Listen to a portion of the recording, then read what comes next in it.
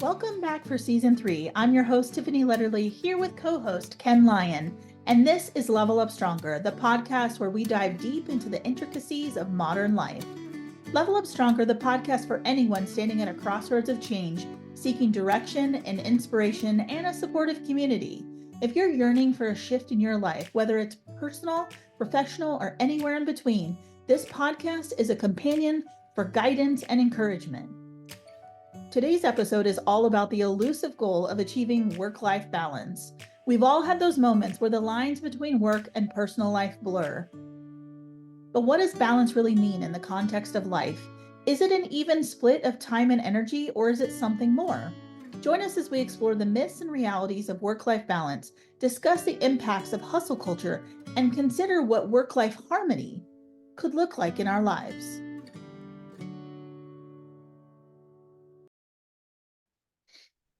Ken, before we get started, since you're new to the podcast, give us a little bit of background on you, where you come from. Like, give everybody I'm Ken Lyon, and this is how amazing I am. Okay. Well, thanks, Tiffany. Welcome. So, yes, I'm Ken Lyon and I'm amazing. So, my background, I've done energy healing, spiritual counseling work, and life coaching for about 30 years. It's always been in person.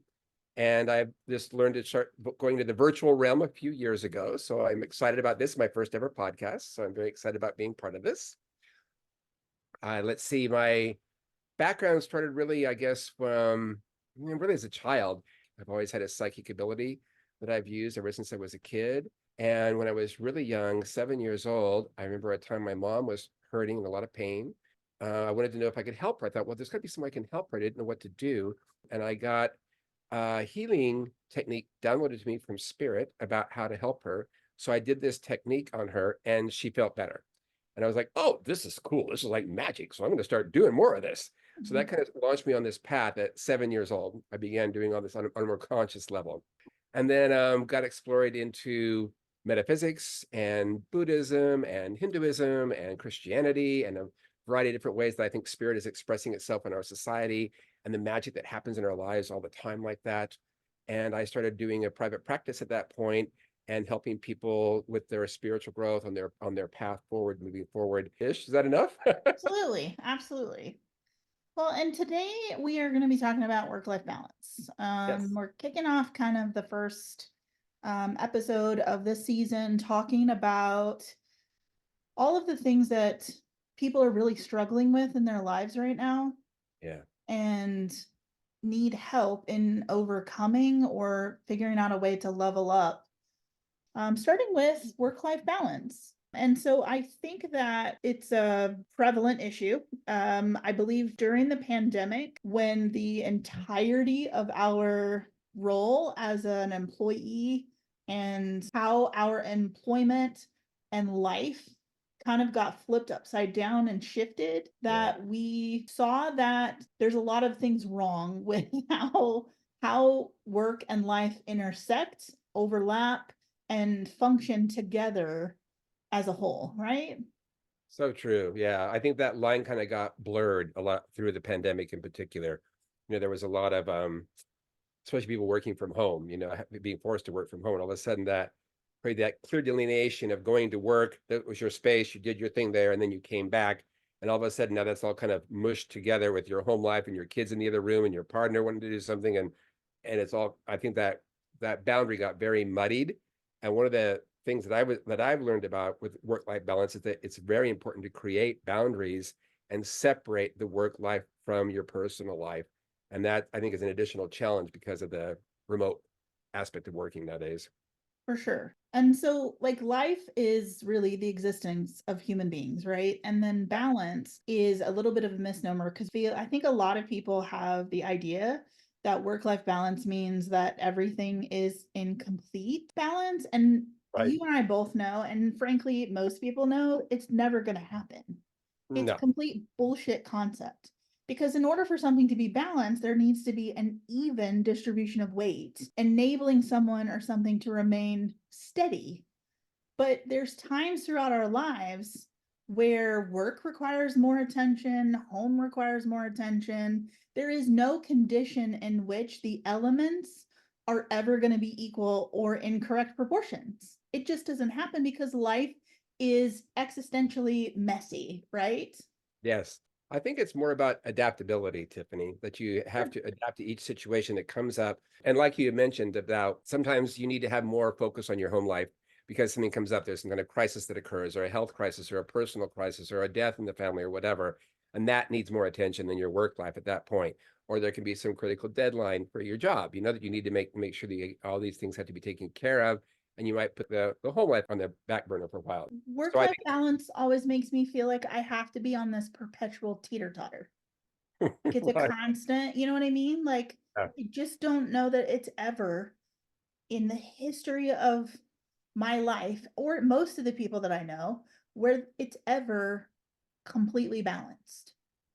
yeah, and I think it's more about, like I said, striving for that sense of balance as in you have enough, you feel like you've got enough attention in each area of your life that it's feeling like it's a healthy dynamic for you. Because I read one of the things they talk about, one of the traditional ideas about 8 hours of work, 8 hours of personal life, 8 hours of sleep.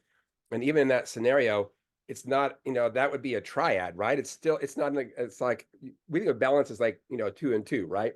The fulcrum being even kind of thing, but it's not. Sometimes you need more sleep, right? Sometimes you need less sleep. Sometimes you need more time with your family. Sometimes you need more time with your work. So I think that's a good point about thinking that it's not really about necessarily exact balance, but more about finding each area that needs to be nurtured and what you need to give at that point. Like I mentioned before, adaptability to adapt yourself to each situation and allow that to more organically inform you about what you need to be doing.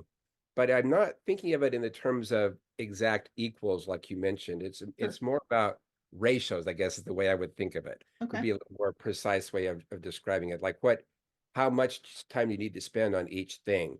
I think that it throws it off balance, as it were.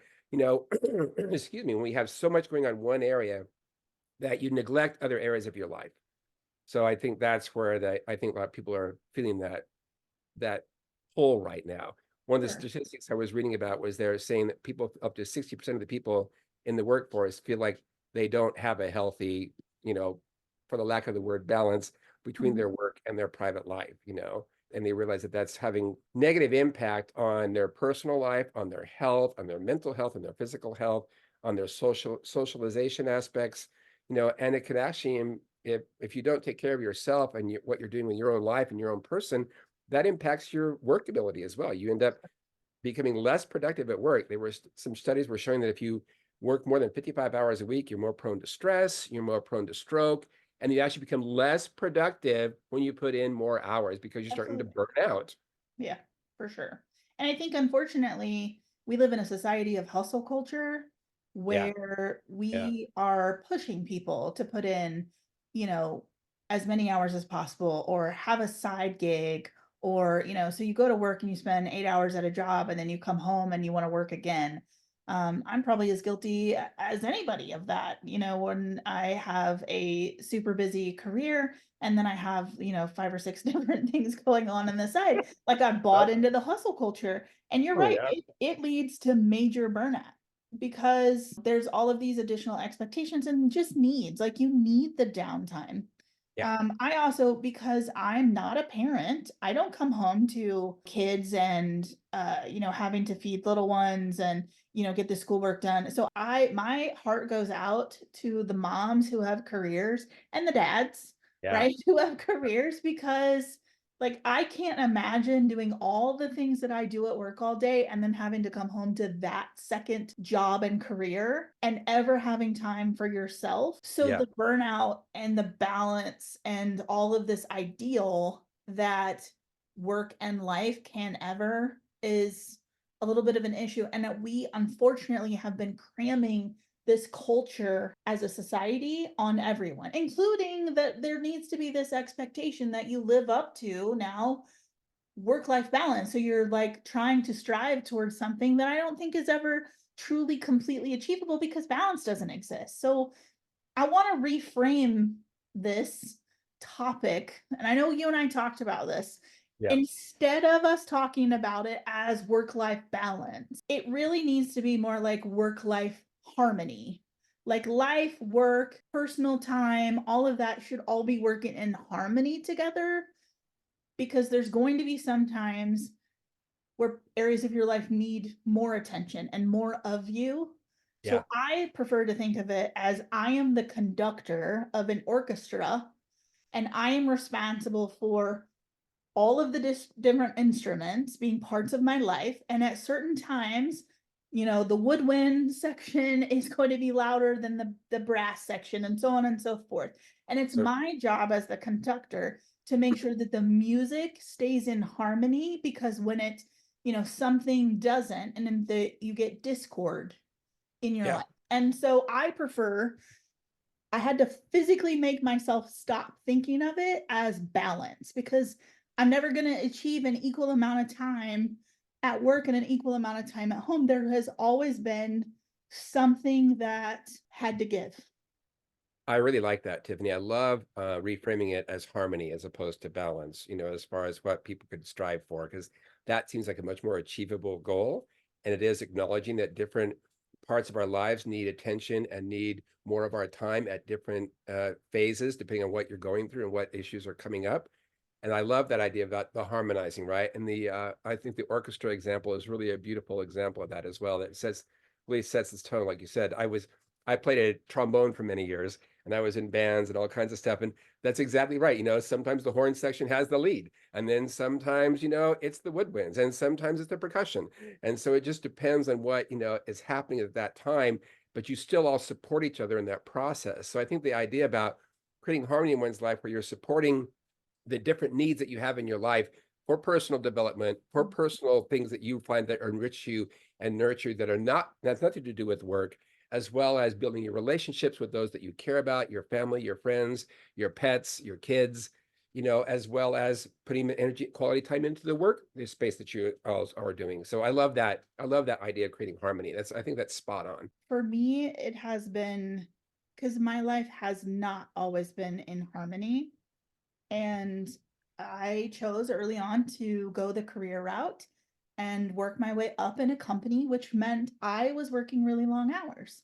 And there had to be some give and take in a variety of other things in my life. But I also had then times where, my home really required more time and attention, and I had to give up some work in order to be able to do that. And I think, unfortunately, we have a tendency to trade or try and trade time one for the other at times when it's maybe not in our best interest to do so.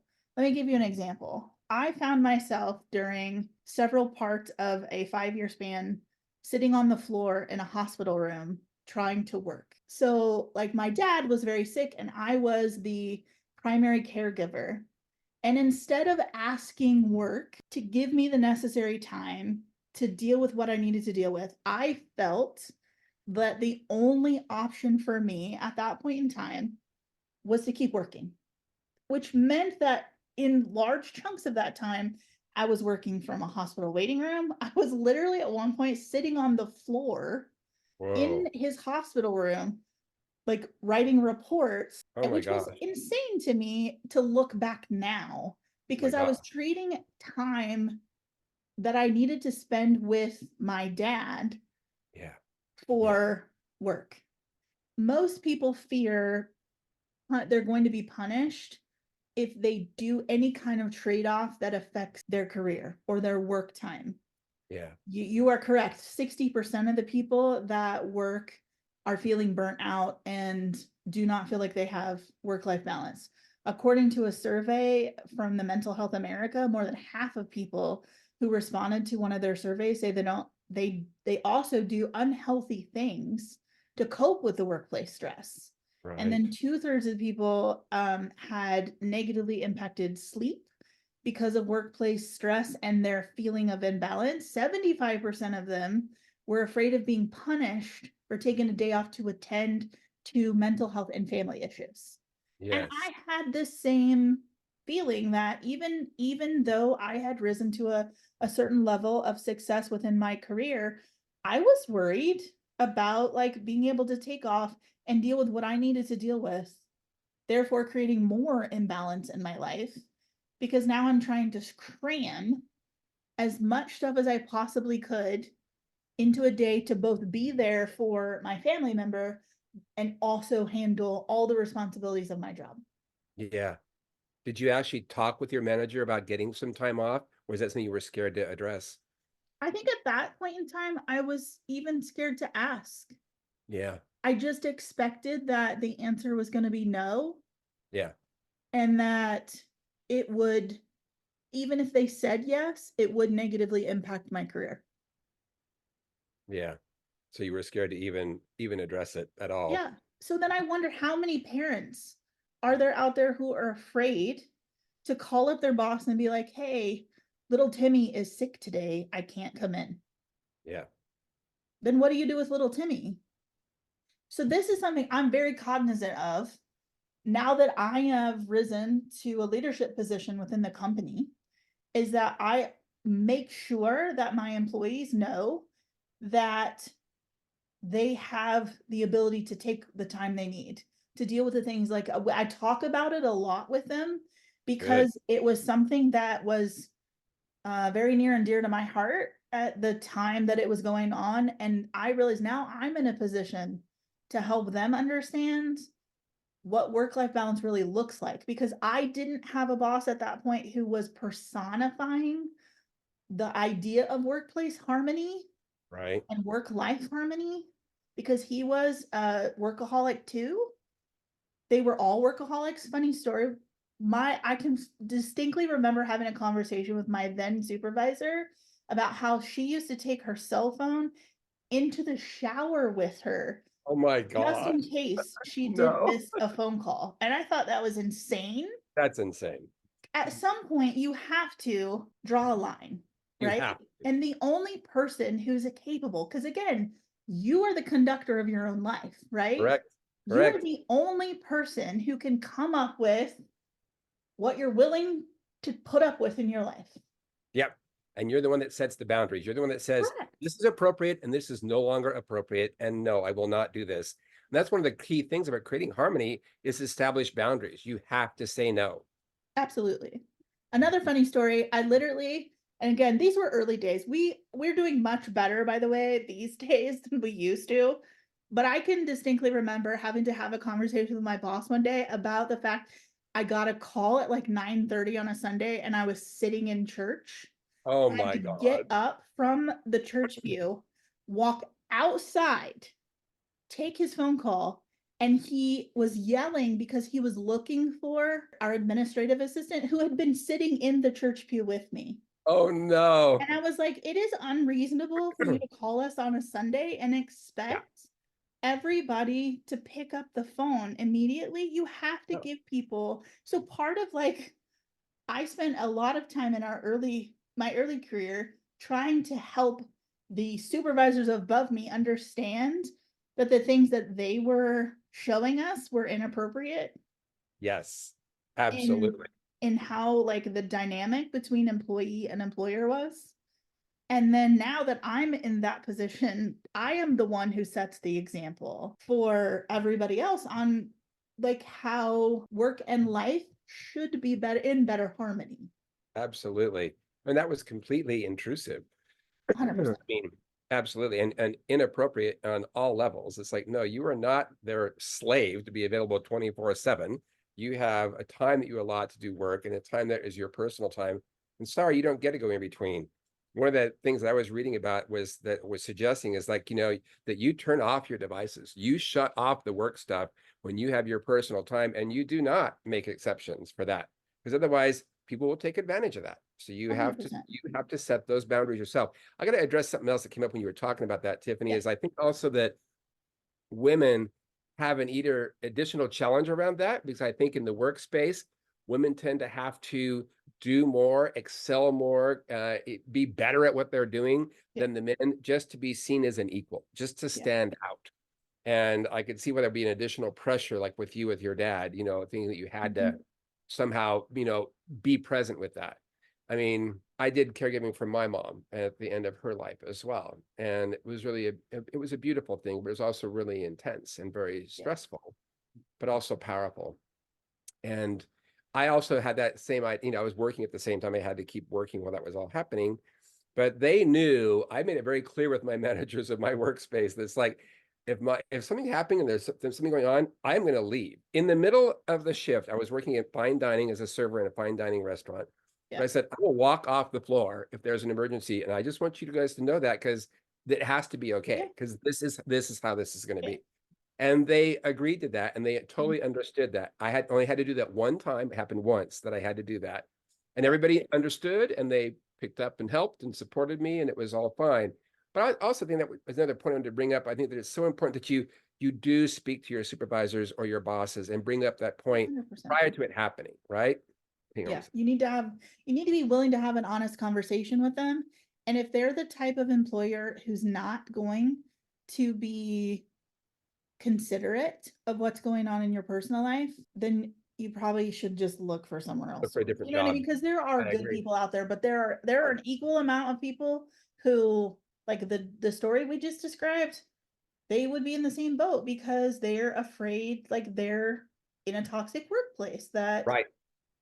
doesn't take into Right. consideration all the things that are going on in a person's life. Yeah, because that's treating people like a machine or something that doesn't have something else going on. Like you're just a sales unit that does your job, and then when they're done with you, they spit you out and throw you off to the next one, kind of thing. For sure. And if people treat you that way, people being disrespectful in that way to you, you have to stand up to them. You have to be the one that advocates for yourself and say, no, this is not appropriate. This does not work for me. And like you said, if they can't work with you, that's not the place for you to be working. Yeah. There's other jobs, there's other opportunities. And in my experience, you have to say no to negativity in your life in order to create something new that's positive, that will be more supportive of nurturing your spirit, nurturing your soul, and your passions that you have, the things that you love to do. And also a healthy work environment is part of that process. Yeah. So you have to say no to the negative stuff in order to create the space for the positive to come in. That's my experience. Well, I think knowing your strengths, prioritizing your time, understanding that you need the personal time, downtime, Yes. whether it's personal time alone or personal time with your family or whatever, like be really ruthless with scheduling those things and don't allow. One of the silliest experiences I've ever had is I was on a zoo tour or something like that with my sister. We're literally on the trolley going through the zoo, and I'm getting phone calls from the boss and different clients and stuff, like having to take phone calls Oh my on the God. zoo tour, and I missed the entirety of the tour. And I was like, we got to the end. I'm like, what the hell did we just see? No idea. Yeah. No idea.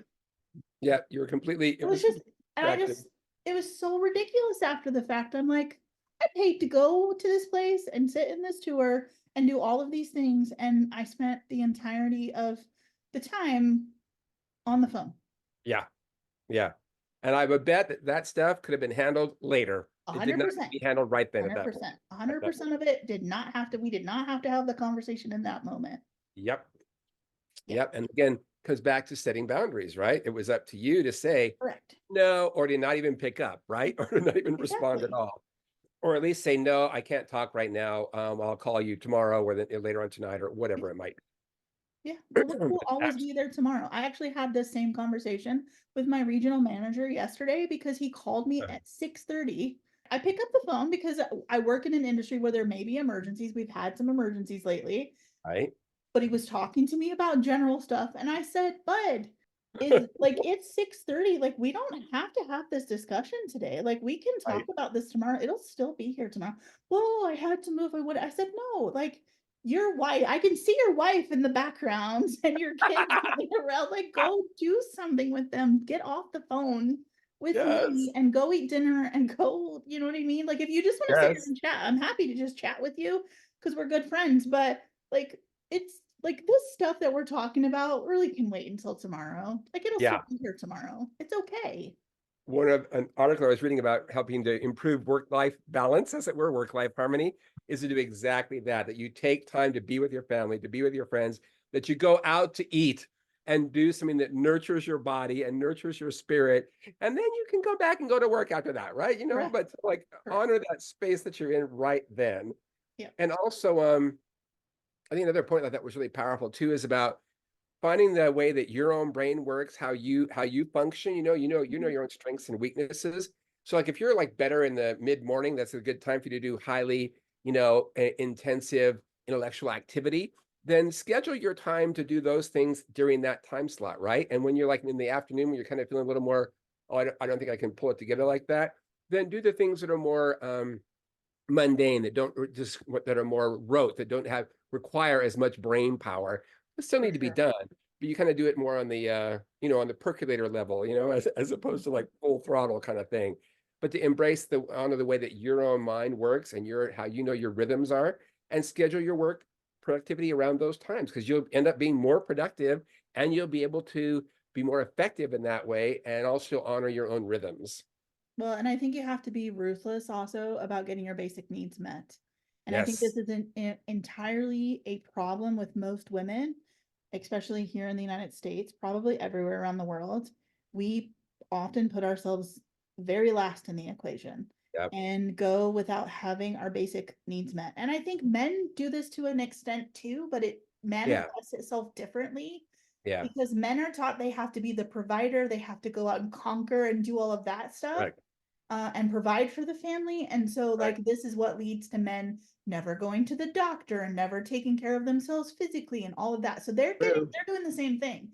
Yeah. Women are taught they have to be nurturers. So you have to nurture everybody before, you can ever have any kind of time for yourself. You're not allowed to Right. go, have a bubble bath or read a book or whatever because you've got laundry and kids and the house to keep up on and all of these other things. When men are Right. taught you've got to go out into the world and bring back, conquer and Yeah. bring back money, That's right. That's and, right. and do all of that. So all of that's got to come before you can take care of yourself and have a hobby. Yeah. One of the things I talk with my clients, work with them a lot about this exact thing is I liken it to like a battery, right? You got battery has juice in it, and you've got things that Mhm. you plug into that battery feeds the power to those different things. So that would be like your work life, your home life, your personal goals, those kind of things. But if you don't recharge that battery, if you don't take time for yourself and prioritize that above everything else, then the battery is going to be drained. You will be drained, and you'll have nothing to give to anybody in your life, including your work or your home or your friends or your family or yourself. And we're taught in society that's selfish, right? But that's Mhm. not. That's self-love. It's self-care. It is not selfish. It is the opposite of that. It's how you're able to be available to others because you take care of yourself first and you prioritize giving to yourself first, taking care of your own needs, so the battery gets charged up and it's got a full charge on it, and then you can go help other people. But that's Absolutely. the way it works. No, you're 100% right. And so, what can we do then in our life to improve our current harmony? What are some potential things or recommendations that we can give all of the people who are listening today to potentially improve the harmony? Because that seems to be what everybody's looking for. Yeah. First, the advice is that work-life balance doesn't exist for Right. me. Like it's about work-life harmony. Sometimes some part of your life needs more attention than others, and it's a give and take and an ebb and a flow like a music score, right? So that would be my first is stop thinking about it as if there's any possible way for it to be quote unquote balanced. Because in order to find balance, you have to have equal forces, and that just never it's Right. always you're always on a teeter totter if you're trying to do that. You're always trying to course correct, Yeah. which is not going to lead to happiness because you're just going to burn yourself out just trying to achieve the course correct, Right. right? That takes energy to do that also, right? To try Correct. to Correct. correct And your so now course I'm all the doubly time. bad. Now I'm doubly burnt out because I'm beating myself up because I can't ever achieve it. I'm like, what the hell's wrong with me? Right. Right. And there's nothing wrong with you. You're like you say, you have an unachievable goal. You're said it's like, well, that's crazy. And that's why am I doing this to myself? Yeah. Yeah, I think one of the key things that I think is helpful with this is a practice called mindfulness, practicing Mhm. mindfulness, Sure. and that you take time to unplug from your world, to check in with your own inner world. A great way to do this is just like focusing on your breath, for instance. Like I counsel people to take control your breathing, for instance, like you do it, like you breathe out on a 7 count and you breathe in on a 7 count.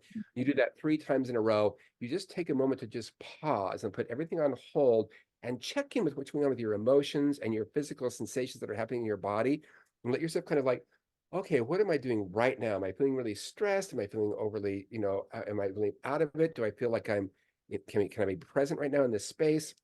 But just to do that, I find that's immensely helpful because it allows you to detach from the outside world, as it were, and to recognize that, everything is sourcing from within you, right? This Yep. whole thing is all coming from your perspective of reality and what you're viewing the world to be, the work to be, the harmony that you're trying to find, the balance you're trying to find, whatever it is that you're seeking, that's all coming from within yourself. Sure. So if you tap into your own self first and find out what it is that's going on with you and become aware of that, it helps you to unplug from that. And I think that's one of the first things that helps to start creating that harmony. Because then you're like, oh, my stomach's rumbling right now. I didn't eat yet today, and it's 2 in the afternoon. Maybe I should go have a lunch and take a little break right now. Then Maybe I I'm can go back to that hangry. spreadsheet. Yeah, for sure. So that's one example, I think. Mhm. Having something that you love that's outside of work, right? Something that some kind of passion. Like I know you do art. I mean, I love writing and performance stuff.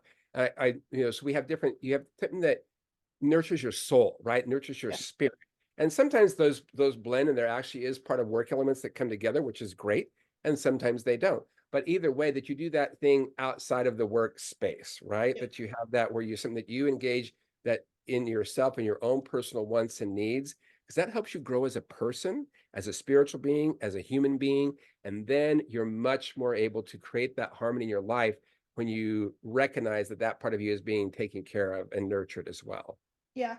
I've also noticed that, for me, I have to have that downtime. I started meditating and that has definitely helped me to kind of center and balance things. But I noticed that if I don't spend some time in downtime activities, whether that be reading or I love to paint, I love to do something crafty. But Yeah. I hear a lot of women say they're too busy because they've got a career and they've got the kids. And when do I find time to do this supposed downtime activity? And I think I hear this word "I'm too busy" a lot. I Yeah. hear it a lot as the boss because people are like, "I didn't get to because I'm too busy." And Uh-huh. I would agree that we are all busy, but we're also all given Or- the same number of hours in the day to accomplish everything that we need to accomplish. And I Yep. think sometimes we don't prioritize everything as effectively as we should. And we create more chaos for ourselves than maybe is often necessary or healthy. Yeah. Like everything this need for everything to be perfect, or everything has to be a certain way, or the house has to be immaculate or whatever, and we never either prioritize the things that are really important Yeah. until it's too late, or we create an environment where we are running around adding extra work without ever asking for anyone to help balance those things out and Yeah. or delegate I things agree. that could be delegated. Yes. Because some things can be delegated, like for instance, Correct. if you're in a partnership with somebody at the house, they can pick up the slack for you on something when you need some little time for yourself. It's like, why don't you do the dishes tonight while I go, take some time for myself for a minute or whatever. But I also think more than that, it's also the idea that it's this big chunk of time, but you don't necessarily need a big chunk of time. It's just that you need to set aside some time for yourself. And like Correct. I had this one lady who was talked about how she was at the time she had like 5 kids and 3 dogs and 2 cats. It was just this whole thing was going on. And Mhm. her only time the way she could get away was she'd go to the bathroom and close the door and lock it. And then she'd read a chapter of her book, one of her favorite There you books. go. And Or go that's how lock she got yourself in her. the car. You could go Yes, the lock car yourself in works. the car for The 5 car minutes. works too. That car works great too. Or even drive the car around the block, out of sight of the Yeah. house and sit in the car and do the same thing. Give yourself that little bit of space. It doesn't have to be a ton of time, Yeah. but just if subconsciously, psychologically, if you prioritize your own self-care and give yourself a little bit of that every day, it will add up. It will start to have profound impact on the quality of your life. And this is where my heart goes out to, like, moms, because if you've had a career and you've been on right? All day long. You Yeah. maybe get 20 or 30, 45 minutes in the car. Right. Use that time to deregulate like So the true. chaos, right? And make it Right. home. But some moms don't even get that. And then they have to go right into the more chaos The of mom getting, mode. yeah, of getting Yeah. dinner ready and Yeah. the kids fed and all Yeah. of that, right? And so yeah, my heart goes out to them. My mom had a full-time career, three kids, took it and was the baby boomer generation where, the dads weren't around, really weren't Yeah. around and involved in all of the housework and the kid rearing and all of that. And I feel for her. Yeah. Like, because Right. when did she have time Yeah. for herself? My mom was really good at creating that harmony for herself as I look back on it now, because she Mhm. raised three kids by herself. My dad was absentee. They eventually got divorced, but he was Yeah. absentee prior to even that. So, and she worked full time and then also took care of us and cooked and cleaned. But speaking along those delegation process, we as her kids, we were part of the family. It wasn't just Sure. her by herself. And once a week, we all had cleaning tasks assigned at the house, and we Yep. would all have to do those before we could go outside and play. So Yep. she engaged us to be participatory and take our part in maintaining the household so it would look nice, it'd be comfortable, it would be clean. It Yeah. wasn't like immaculate, but that it wasn't like Sure. a pigsty, Yeah. that kind of thing. But amidst all that, she also made sure that she had time for her own hobbies, because she was crafty like you, very Mhm. artistic, could have been interior designer. She had this whole eye for the way things went together, and Yeah. and she would do all these painting and crafts and art projects and antique furniture and all this. I'm like, I look back and think, And she wow, was a single mom doing all of that. single mom doing all Yeah, this. Like, that's how did you crazy. find the time to do that? Because she allocated time for each one of those things, Sure. right? And she made sure that she took that time for herself as well, so that she had that, she was being nurtured and strengthened. And I think that's one of the things I wanted to bring up. You talked about how to solutions to some of this, is like, if you really look at the time that you spend every day doing different things, you can definitely carve out some extra time. We tell ourselves we don't have the time, that we're too busy. But I think most of us, myself included, I'll get sucked down into the rabbit hole of watching YouTube videos or TikTok videos or something. It's like, and I just spent an hour and a half doing something I could have done, something I could have done that for 15 minutes instead of, 90. And I Yeah, could have done something else with that time, right? And so I think if absolutely. we just start to look at that, there's ways that you could allocate what you're doing and be more intentional with the time that you're spending. I also Yeah. wanted to address one other thing around the mental health aspect of this too, that Yeah. when I was in the process of pursuing my mental health, my master's in mental health counseling, one of the things they talked about was people who were first responder counselors, because Mhm. that's a really intense thing. You go to a disaster, and then these people have to go to those the first responders, and a lot of times they need counseling where it can help. And it can Yeah. be very helpful to work with somebody to work through these kind of processes with yourself. But but this article was specifically talking about, how do the mental health counselors who are providing counseling for the first responders, how do they take care of themselves? How do they not get burned out? And the way Yeah. that they did that, they took time for themselves. They Mhm. would go for a walk in the park. They would unplug from everything from work and go within and do a mindfulness practice. They would take time to meditate. Yeah. They would work with their own inner world, completely separate from everything that was going on in their lives. And they did it every day. They made a point, they prioritized that so that Sure. they could be present to help those other people when their needs came up. They're Even taking care of all teachers. of us. They Yes, need to take care of themselves because absolutely. otherwise there's nothing left for them to give. And they have such a Absolutely. unique skill set and, Yeah. heart in what they do. And it's a Yeah. necessity for our society that they exist. Yeah. So it breaks my heart if they're not taking the time necessary because I think then they become burnout. They leave that Yeah. career that they're really good at. Yeah. That they have a gift for, Yeah. right? Yeah, really. I 100% agree. Yeah. I Yeah. think it wasn't until I stepped into a leadership position that I realized how much everything that I do is being witnessed by everybody else. And I think whether you're in a leadership position where you're responsible for an entire company, or you're a parent, or you're a teacher, or you're in a position where other people's eyes are on you, you Yeah. are leading by example at that point. 100%. And if you're Absolutely. not showing people that it's okay to leave the office, it's okay to take some downtime for yourself. Not everything is a crisis. Need to prioritize what is important versus what's not important. You can delegate. If you're not showing that, right, then I think you're doing not only yourself a disservice because you're going to burn out, but you're also doing everybody who's looking at you a disservice because they're going to do exactly what they're seeing. They're Exactly going to right. expect, Exactly when right. I gave you the example of my dad at that point in time in our company, everybody was a workaholic. It was expected that we work 10, 12, 15-hour days. And like we were hustling as a young company to get up and running. And, it was the expectation that we were always on. Like I said, my boss carried her phone into the shower A with her every shower. Oh morning. my It was God. I mean, absolutely ridiculous, right? ridiculous. Just in case the client called. Because the That client client can can't wait wait. They can 5 go to, minutes. yeah, they can go to voicemail. You can call Exactly. it back. But I mean, but because serious. she was telling me these things, I thought that that was the expectation. Yeah. I will tell everybody now, I am not taking the fucking phone into the bathroom with me. Good Like for you, girl. at 5 o'clock, we're done for the day. We're If you done. want to talk and you want to chat as friends after the fact, Yeah. great. I'm happy That's to talk different. to you. That's We different. are not talking about work unless it's an absolute emergency. All of Yeah. that crap will be here tomorrow.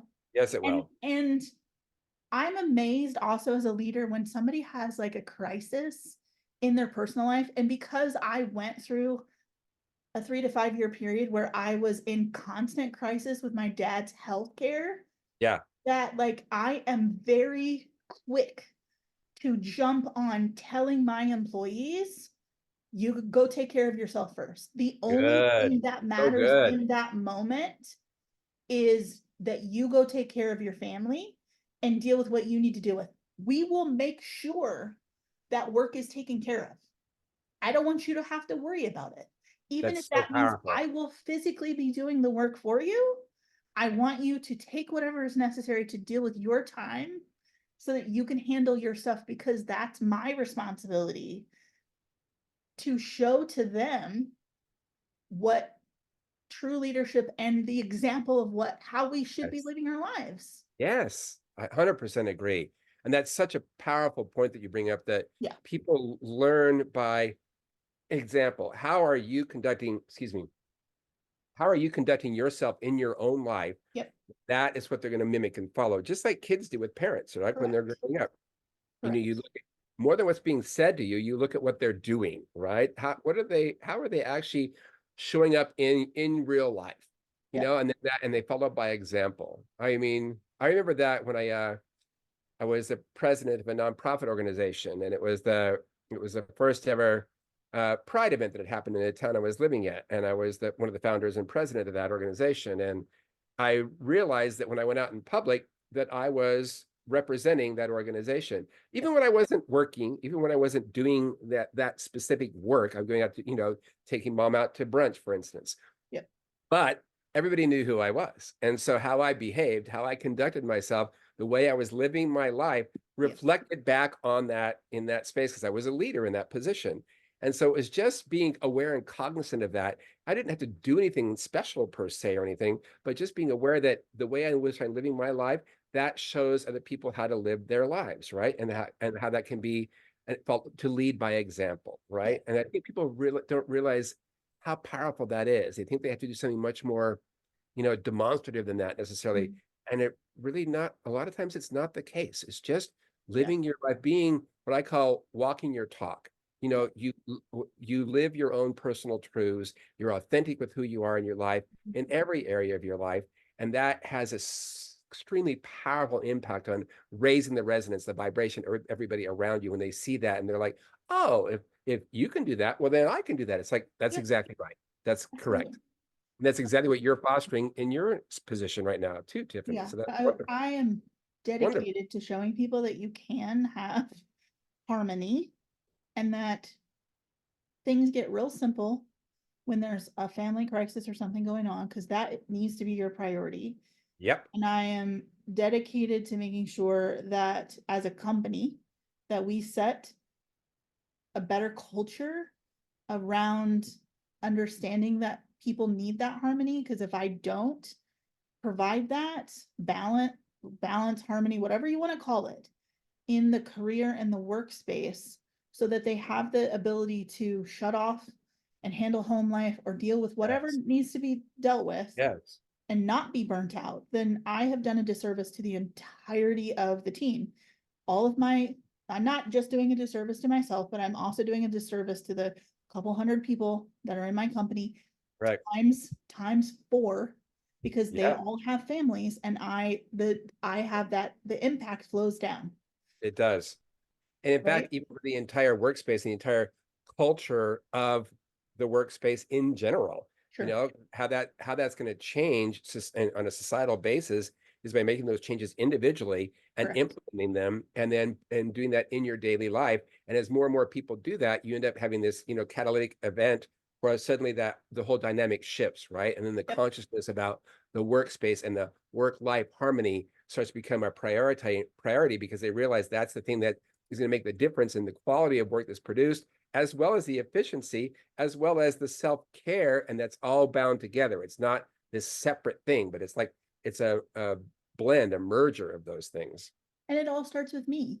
It all It all starts with starts you. with you, because It all starts with me. everybody is living their life, right? And we Yep. overlap and intersect, but I can only really control my own thoughts, feelings, and Correct. actions. Correct. And that's Correct. all I can actually control. That So is. it has to start with me setting those boundaries, Yep. setting those expectations, Yep. making time for myself, making my self-care a priority, making Yes. spending time with family members or whatever in the given priority situations a priority. Yeah, whatever needs to be given more attention at that particular time in your life, which will change as you go Correct. through life as well. But whatever Correct. needs that attention right at that point, then that gets the priority, right? That Absolutely. that that gives more energy, and the other things can wait. They really Absolutely. can. They'll still be There's there. there's very few real emergencies that have to be dealt with right now. Once in a Yeah. while there is, and then when that happens, then that gets the priority. That's the thing. Yeah. But the most part, it'll be there tomorrow. You Yeah, don't, you for do sure. not need to deal It'll with it still right be there. this very second. It will Correct. still be there. And you Correct. just handle it later, right? And I think 100%. one last thing before we go, I know we're going to probably wrap it up soon here, is Yeah. that about sleep. I think sleep is so important that we make sure people, like, if you stop to giving yourself enough sleep, whatever feels a restful amount for yourself, that's between 5 and 8 hours for most people, depending on how your body rhythms are and what it is. But I think it's so important that we make sure that we get quality sleep For as sure. well. Yeah. Because otherwise you have all these stresses start to happen on your body physically, mentally, emotionally, and you can end up going into this like existential crisis space because you cannot get recharged enough to do anything in your life. Yeah. I think it's really important that you make sure that you have quality sleep. That means turning off all Absolutely. your devices, not looking at some, murder show right before you go to bed. Let yourself wind down, not Yeah. wind up right Absolutely. before you're going to sleep, right? Put on Absolutely. some mellow music or watch 100%. a comedy or something that lifts your spirits, and then you can drift off to sleep. And Mhm. also darken the room, right? If you have light coming in, put a curtain up or something so there's not like you're not being interrupted with the Yep. outside light sources, so that Yep. you can actually really be in a peaceful space. Don't leave the TV on in your bedroom while you go to sleep. Turn it off. Turn Turn it all all the off. devices off. You can put some Yep. music on but black out the screen, right? So that Yeah. there's no light there. But I think that's really important that people miss that a lot. They don't realize that Mhm. that's how we rejuvenate physiologically, mentally, Oh, for sure. emotionally, Yeah. spiritually. No, you're So 100% right. Well, I yeah. hope that we have given the listener some food for thought on how, work-life balance maybe needs to be reframed to work-life harmony, and Love that, that. it is all within their purview to be able to make some adjustments and changes in their lives Yeah. to help with that harmony. And that, everybody I think can achieve and level that is comfortable for them. We've given us several, examples of things that, um, you know, would help, but tomorrow's a Yeah. new day. Like if you didn't accomplish it today, keep working at Yeah. it, 'cause tomorrow's a Yeah. new day. It'll all still be here tomorrow, right? And it's not that you have to do everything right this second. It's about moving Correct. the dial in that direction, right? Moving Absolutely. yourself forward in the way that you want to be. And I think it's really important for all the listeners as well, just to remind everybody that You have the power. Yeah. It's your life. You're the one that's setting the parameters. You're the one that's in charge of your life. You're the director of your movie of your life. Absolutely. So start dreading it the way you want it to go, Yep, right? Make advocate for yourself and your own self-care and your own self-needs. for sure. You're in control. You're in control. Sounds good.